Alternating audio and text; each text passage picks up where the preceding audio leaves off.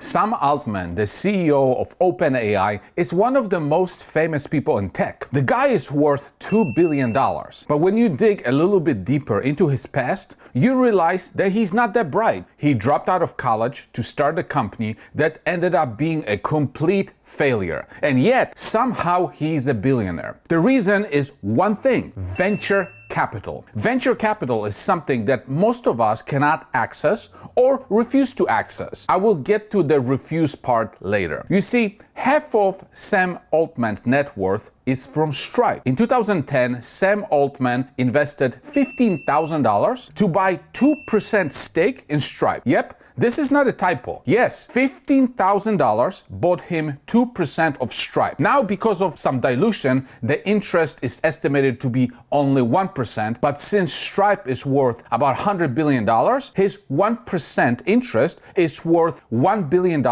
or half of his net worth. And just in case you don't know, Stripe is a very popular payment provider, competitor to PayPal. I use both Stripe and PayPal to accept payments for microcapexplosions.com. So Sam Altman became a billionaire just by investing $15,000 into Stripe in the early days. Theoretically, you and I could have done the same thing. I had $15,000 in 2010. So in other words, you don't have to be a genius to save up $15,000. You can literally do it while working at McDonald's flipping burgers. I said theoretically because in reality, we would never have access to making such an investment in Stripe because normal people don't have access to venture capital investments. Venture capital is for the rich and well-connected. You see, most of the companies that we know of, like Microsoft, Amazon, Apple, Facebook, were originally funded by venture capital. I mean, this is the traditional path before the IPO. Someone has an idea, venture capital funds it, the company grows and stays private until it is ready to IPO. Then the shares are sold to retail investors,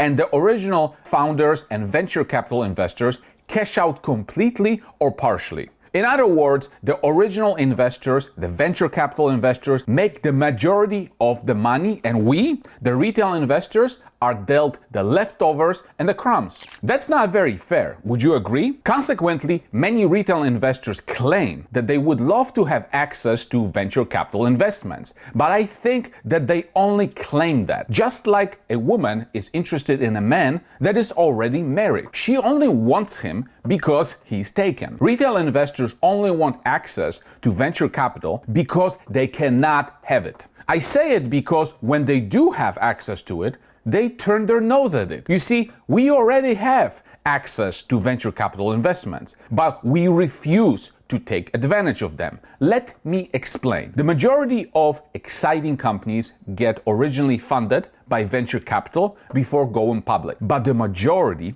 does not mean all. Some young and exciting companies are already public, which means that you can already buy their stock, but you have to buy them on the secondary exchanges. For example, Canadian Securities Exchange and Toronto Stock Exchange Venture are such exchanges. You can put OTC or over-the-counter in the US as a venture exchange, even though technically OTC is not really an exchange. These exchanges cater to small and young companies that want to take an alternative route to an IPO. These exchanges cater to companies that want to give their early backers early liquidity. And even though you and I can buy these companies the same way we buy any other stock, many of us refuse to do so, or we are unaware that we can do that. We refuse to buy them because these stocks most of the time trade for pennies. Yes, they are penny stocks, and we have been told thousands of times by the investment industry that we should not be buying penny stocks. Penny stocks are dangerous. They are to be avoided. They are frauds. They are scams. They are not real companies. We will for sure lose all of our money if we come anywhere close to them. And we listen to this nonsense, and therefore we avoid them. But wait a minute, I thought that we wanted to have access to venture capital investments. No. We only want access to venture capital investments when we can't have it. Well, we can't have the cake and eat it too. Venture capital is synonymous with risky investments and dangerous investments. Do you think that when Sam Altman bought 2% of Stripe for $15,000 that it was a winning lottery ticket? Do you think that Stripe was widely adopted by the online merchant community? Do you think that Stripe had beautiful looking financial statements with growing revenues and gushing with profitability? Okay, so why do we have a double standard? When young companies are in venture capital hands and they are private, it is okay to invest in them when they are risky and dangerous. But when similar companies are already public, trading on Canadian Securities Exchange or Toronto Stock Exchange venture, the standard is completely different. It is no longer okay to invest in them. Now, when they are not profitable, they are called shitcos. Now, when they are investing, burning money on research and development,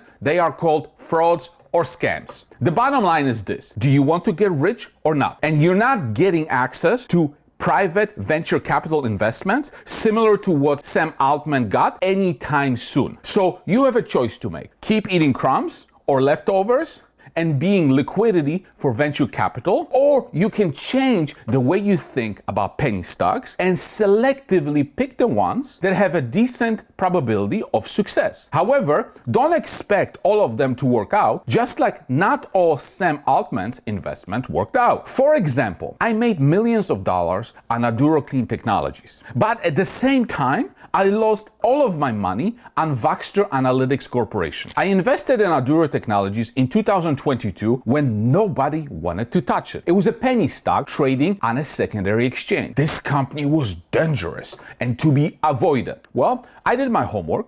I studied the company. I visited the company. I learned that Aduro had the best plastic recycling technology in the world. At the time of my investment, Aduro's value was about $40 million.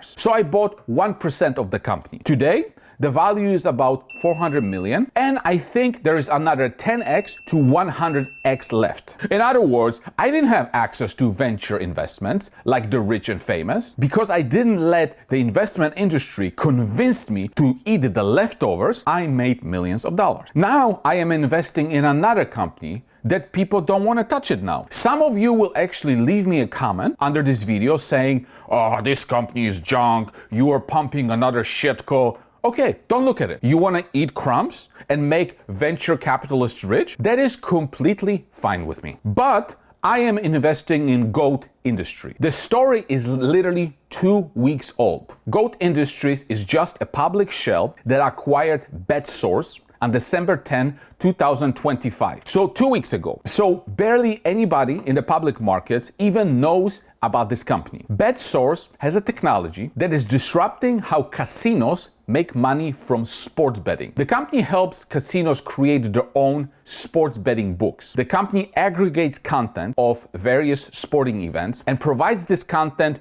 to casinos. Casinos can then sell their own advertising spots on those sporting events because now they have the rights to this content. But in addition, casinos can make money from sports betting because now casinos have their own sports betting books. Because the total addressable market is pretty big and sports betting has only been legal since 2018, and Goat Industries has a market cap of only about $30 million, the upside is very big. If you are interested to learn more about this company, I made a separate video about it and I suggest you watch it. With that being said, thank you for watching and see you next time.